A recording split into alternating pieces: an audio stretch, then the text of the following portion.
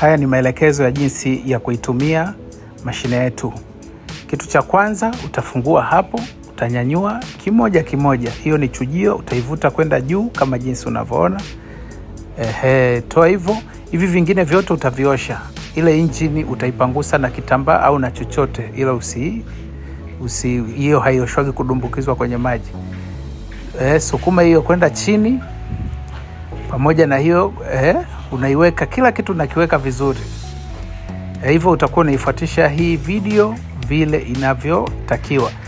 Na hii kwenye kushindilia, ukiweka matunda usitumie nguvu. Shindilia taratibu, unapeleka juu, unarudisha juu. Unapeleka chini na kurudisha juu. Taratibu. Sasa hivyo ndivyo ambavyo unavofungua kiurahisi. Ukihitaji kuweka kitu kingine, hiyo ni grinder ya kusagia vitu vikavu. Kuna mshale hapo unauona, na huku juu kuna mshale.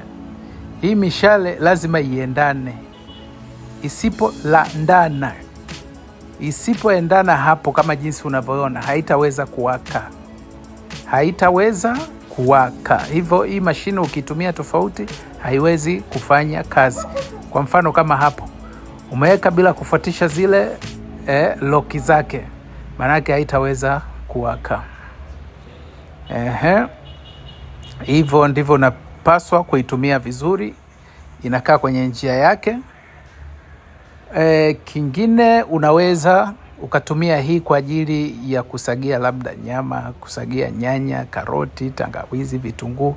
Yenyewe pia ina loki. Kuna kamshale kwenye hii mashine chini, na kwenye hili jagi kuna kamshale. Ina maana pale viendane kama jinsi unavyoona.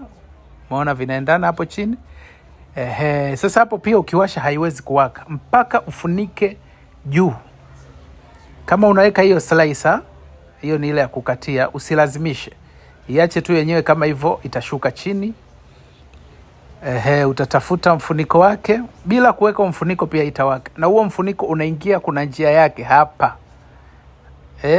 Hapo panaingia hapo kwenye njia yake hapo. Ikishaingia pale ndo kuna button ya kuiruhusu mashine iwake.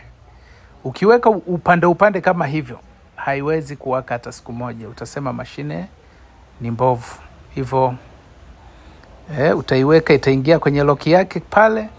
Nadhani hapo ushaona. Na hiyo slicer ina pande mbili.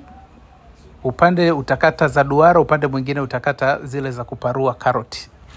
Hiyo ndo kisu cha food chopper. Usilazimishe kukidumbukiza kwa nguvu. Ni kama unakizungusha hivi, kitadondoka chenyewe, kitakaa sehemu yake.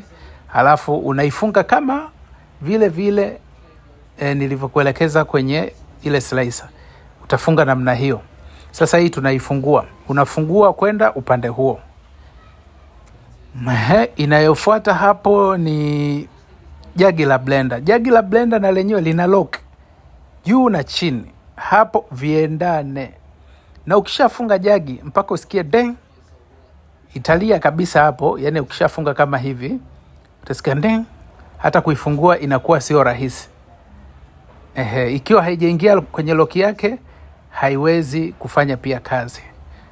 Pia hapo ukiwasha bila kuweka mfuniko juu, haitaweza kuwaka. Lazima uangalie hapa juu kuna button hapo ambayo inakwenda kuiminya huo mfuniko wake hapo. Hapo mashine itaweza kuwaka kiurahisi. Kinachofuata hapa sasa, kinachofuata ni ile filter chujio.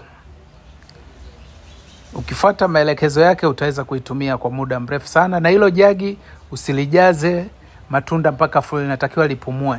Lakini kwenye ile ya kwanza nilokuelekeza juice extractor, hii ndo chujio kwanza.